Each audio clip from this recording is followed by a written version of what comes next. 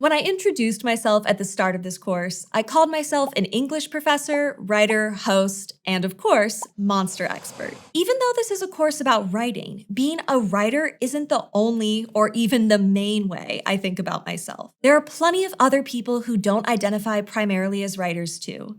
Like maybe they see themselves as nurses, or landscapers, or public defenders, or cashiers. Identifying with a particular title makes it easy to get siloed and only focus on knowledge that's really clearly relevant, like practicing the fastest way to make change, or reading up on advanced pruning techniques, or whatever. But there are so many skills that we use across jobs or fields, including and especially writing. In fact, even when I don't have my writer name tag on, I still do a lot of writing. And so do all those nurses and landscapers and public defenders and cashiers. So with so much writing happening in so many different places, that does bring up an interesting question. How do we become good writers in any situation? Hi, I'm Dr. Emily Zarka, and this is Study Hall, Rhetoric, and Composition.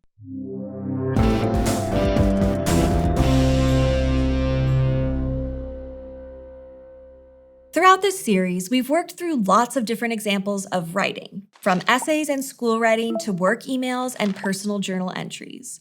And the writing process and our rhetoric and composition skills have helped us find success with all these different flavors of writing. But lots of people interested in how learning and writing work have spent time specifically thinking about how we can take what we've learned about one topic or one type of writing and apply it somewhere else. So in this episode, we'll focus on how thinking about thinking and learning about learning can help us become good writers in any context or situation. What we're talking about here is part of what's called transfer, which in this course and in many academic fields like rhetoric and composition refers to how we take something we learned in one context and apply it to another one. Like if you've spent your childhood learning to tap dance, taking a salsa dancing class as an adult will still require learning a lot of new skills.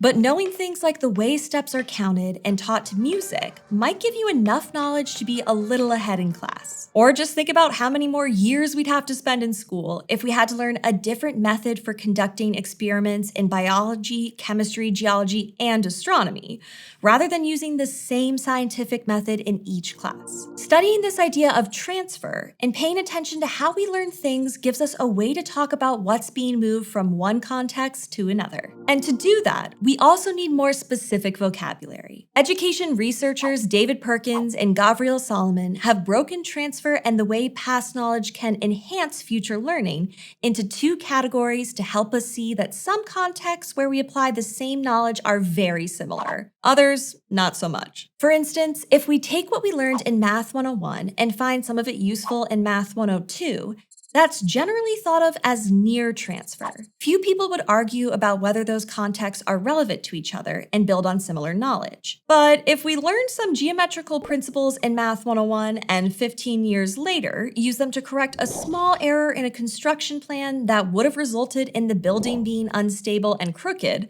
that's called far transfer. We might not have woken up that morning and thought, wow, today is a day I'll apply my math skills. But they showed up anyway. Jobs require lots of different skills, so we often rely on far transfer without even realizing it. Recognizing near and far transfer can help us understand where we're transferring our knowledge. But it's not always obvious that we have something to transfer in the first place. So Perkins and Solomon also described how our brains apply what we already know. Low-road transfer happens automatically and is when we don't even have to think through what relevant information to use. Like if we've used a cell phone before, we can most likely pick up a different cell phone and quickly and unconsciously apply what we know to use the new phone. On the other hand, high-road transfer often happens in situations where we need to consciously search through our knowledge to find something useful. In movies and TV shows about complicated legal cases, there's often a montage of the main lawyer rereading the evidence and digging into old case law to see if someone else has been in a similar situation. And the climax happens when they connect dots, bringing in some random tidbit from law school and applying it in a brilliant way to their current situation. Though not every case of high-road transfer takes days or weeks to happen. If we find ourselves in a senior level course in computer science and instead of writing code, road, our professor asks us to write an essay, using high road transfer may mean digging into this playlist or resources from an old writing teacher. Even just recalling learning about writing may be enough to help us apply writing techniques in a new context. Put together, for this course, we can think about near and far transfer and high road and low road transfer existing in a kind of quadrant. Like, say you're in a biology class learning about all the chemical processes living organisms use, and to keep up, you have to dig back into your fundamental chemistry textbooks. The skills are very clearly related, but you're consciously trying to apply past knowledge, so you'd be using near high road transfer. The hardest to understand might be low road far transfer,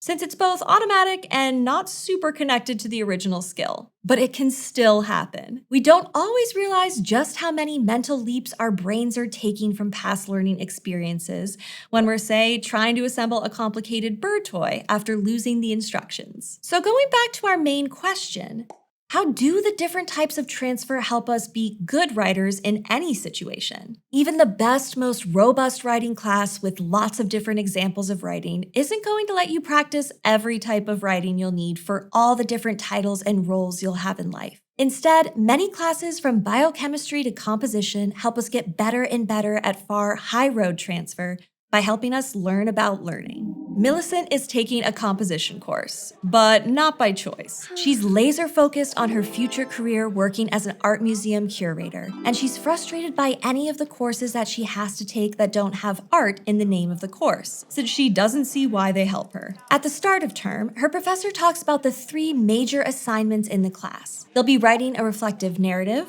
a historical and cultural analysis paper, and a project about advocacy for change. Grumpily, she mentions to the professor that none of those assignments are directly connected to her goal of being an art museum curator. Her professor takes it in stride. If I only taught you how to write art exhibit descriptions, newsletters for museum members, and museum grant requests, it would also be irrelevant to a lot of students.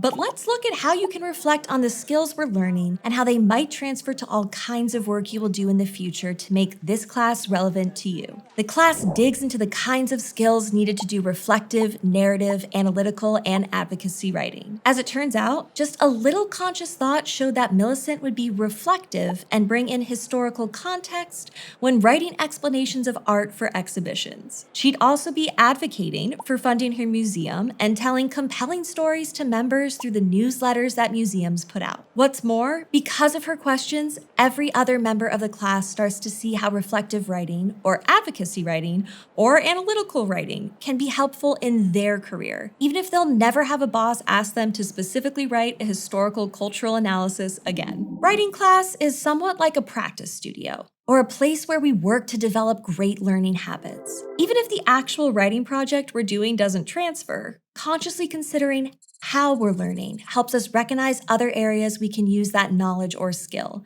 which can help us do faster, better, or more thoughtful work. Like if we've learned how to use MLA citations, we've been through the process of understanding in-text citations, works cited, and other relevant details of a citation style. Applying that in another class that uses MLA or to learn another style like APA or Chicago is great near transfer. But citation skills can show up in other, farther contexts too. Giving accurate credit to those around you could be key if it was your coworker who did great work in a landscaping job. And citing legal precedents as a public defender could be the very reason you win the case. Organization skills and understanding different structures for giving people credit will go with you into many other parts of life. Rhetorical analysis is another area where we can practice high road transfer and purposefully think through what kinds of lessons might apply to a new context. We might never write a formal 4-page evaluation of a speech again, but the skills that helped us evaluate a speech carefully will help us every time we need to really dissect someone's language choices. Like when we listen to the CEO's priorities for the coming year at the company, or listen to our spouse talk through why they want to move across the country, we want to be well-versed in things like context, purpose, and strategies for appealing to logos, ethos, and pathos. So it's fair to feel like particular writing lessons could be a stretch to apply to our field. But having these writing skills in our toolkit helps even when we're not putting words to paper, particularly if we look at communication more broadly for more times we're transferring knowledge. Someday, we'll be making the case for a change in our work environment to our boss, or we might be advocating for our family to make a change in our recycling habits. There's no telling who or what we will become in life, or how many different ways we'll use writing and communication. So ultimately, what thinking about thinking, learning about learning, and the language of transfer tells us is that good writing depends on the context. And to be a good writer in any situation, we need to understand how we build knowledge so that we can transfer skills and build on what we already know. Thanks for watching Study Hall Rhetoric and Composition, which is part of the Study Hall Project, a partnership between ASU and Crash Course. If you liked this video and want to keep learning with us, be sure to subscribe. You can learn more about Study Hall in the videos produced by Crash Course and ASU in the links in the description. See you next time.